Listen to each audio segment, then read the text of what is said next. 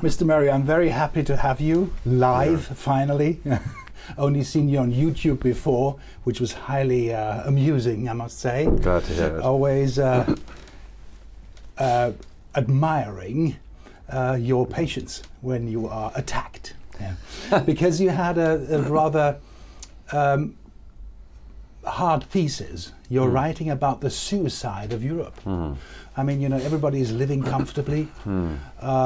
We are leading a relatively normal life, and still you come to the conclusion that there is a suicide going on. Well, what brings you to this conclusion?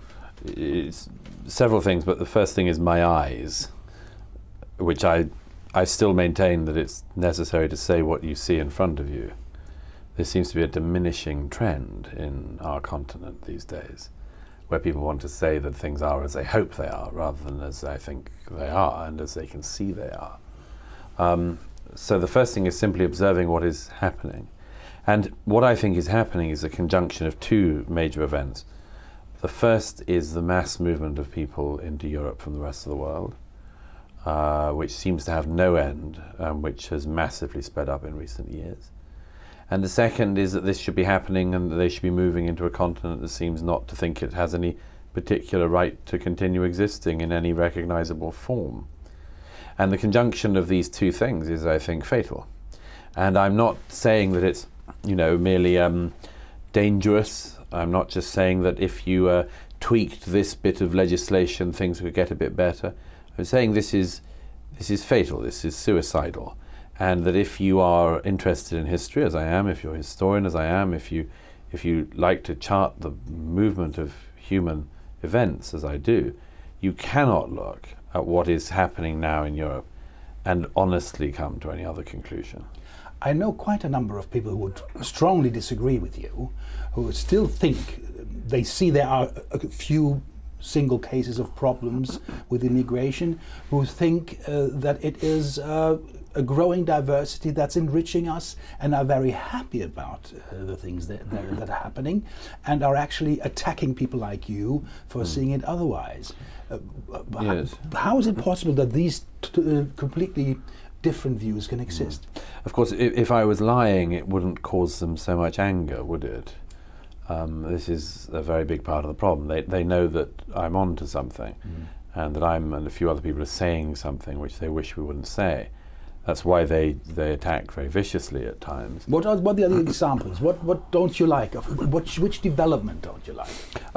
My own view is I don't like the idea that we massively change our societies in the face of the desires of the majority of people in our societies. I think it's, at the very least, even if you took the most antiseptic interpretation of events, it would be unwise to fundamentally change societies that have not asked to be fundamentally changed.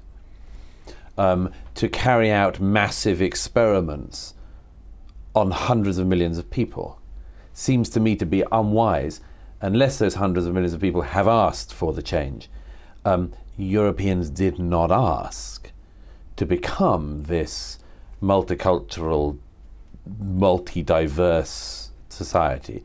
And I think they especially didn't ask to have the mass importing of people that leads to an utter change in their society. But they have the insight of the politicians who come to the decision that it is quite a good idea, for example, to let 200,000 migrants per year into a country without expecting damage. Yes, a big problem in all of our countries across Europe.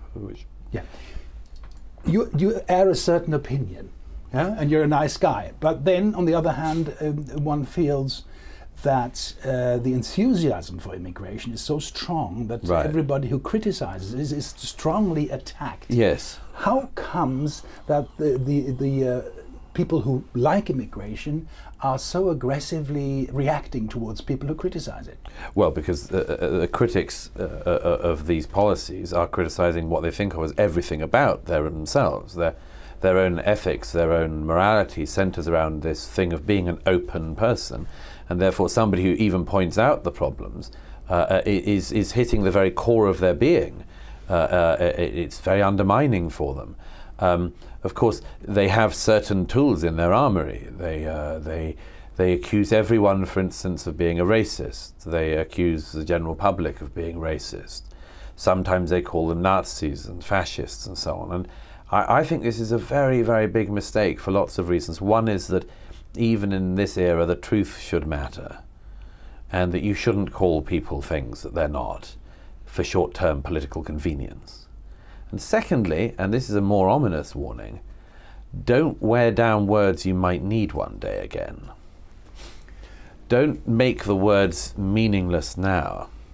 If you, for instance, say that every political opponent who is worried even, every member of the public who is worried about the mass migration, who thinks you shouldn't add 2% of your population in a single year, everyone who thinks that is a racist, xenophobe, closed-hearted, closed-minded, if you say that, then you have no language down the road. But the nicer people claim that the things you criticize lead to a criticism of, for example, the Muslim immigration community. Sure. And that this in itself creates the problem. Yeah. I.e., since you're not so nice as you should be, you are creating the atmosphere that will create problems. Yes, I'm very familiar with this type. They basically think that I should lie along with them in order that we get to the sunlit upland they predict. But then you could become a politician. I would do many things before that. If I could become a bank robber, if I decided that lying was a good career, I would. There are lots of things I would do. I think that the job of writers and historians is to tell the truth. It's a bit now, different. Now, the problem is, though, if I can say so, is this idea is particularly dangerous. This one of shutting it down. This is obviously the new law in Germany that came in last month. Mm-hmm. Here's the problem. Lots of very bad things are actually happening. It's not all bad, but there are lots of bad things happening, and people can still find some of it out in their newspapers and elsewhere, online, wherever. If these bad things were happening in order to go to a terrific destination, people might agree with some of it, okay? They might say, well, it's true we have more rape than we used to have, it's true we have a lot more stabbing and the crime has gone up, but the good news is that in 40 years' time we're going to be so interesting. Oh yes. Now that is a view that some people have. Don't talk about the bad stuff now because you'll muck up the destination we're trying to get to. Yes. It's like the socialist left in the 1980s who said things like, don't criticize Castro because if you criticize Castro, it's just not helpful for the rest of us on the left who we need to, and so on. Or my wife who says never talk about bad things because it brings them up to you. Right. Like and here's the central problem of this whole thing. What if we're keeping quiet about the bad things that are happening now, and the place we're going to is not good? What if that's the situation?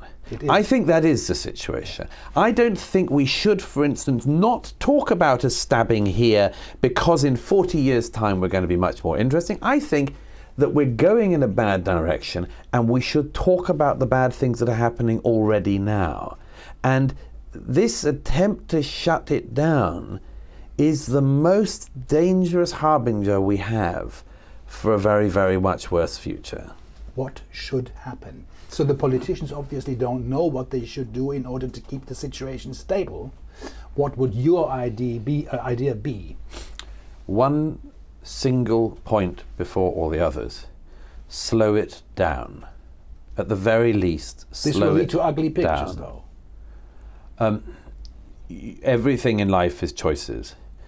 I might have one day's bad publicity if I slow the migration flows down, or I might have a week's bad publicity.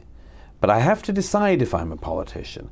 Will I put up with a week's bad publicity, or would I rather risk the future of my nation, indeed my continent? And some people have decided they would rather risk the future of their nation and their continent than go through even one bad morning's news. And I think that's reprehensible in elected politicians. This in mind, what is your prognosis? What's the most likely scenario we're going to face?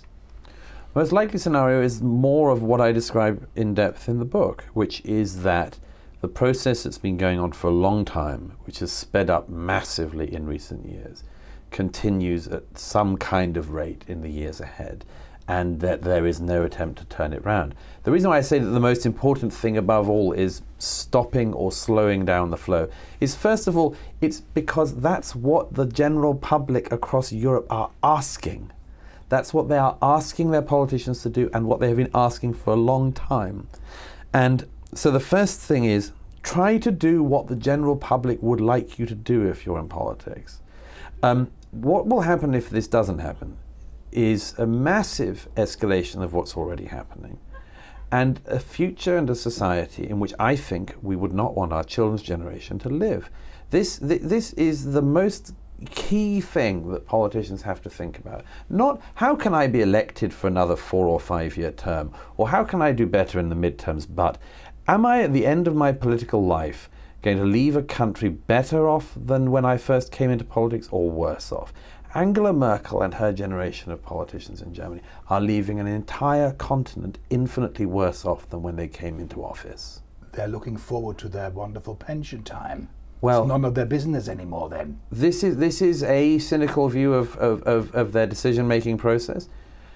My own view is that Angela Merkel and an entire generation of politicians have, for short-term political reasons, made a long-term strategic nightmare occur to Europe. And you know, they forever tell us things like, well, you know, if you import the world's people, you just get all of these benefits. What if you import the world's people, you also import the world's problems? Every single day in Germany, every single day across Europe and across Western Europe now, we read news that we never thought we would be reading in our papers, and it doesn't even make mainstream, it doesn't even make front page. It makes little news in brief bits. A little while ago I was in Germany. There was a story, a man at an asylum centre had seen another man raping a young immigrant girl in a hedge, and had called the police, and then the police came and they arrested the rapist, and then the father of the girl ran out with a knife to try to attack the man who just raped his young daughter, and the police shot the man dead. So the girl, within a few minutes, had been raped by a stranger and then seen her father shot dead by the German police. It was just a story. It just comes and goes. Nothing more. Another day in Angela Merkel's Europe. Where would you send your children? New Zealand. Thank you. I haven't been there yet, but I'm going to look at property. Thank you very much, Mr. Murray. That was very nice. Thank you. Thank you.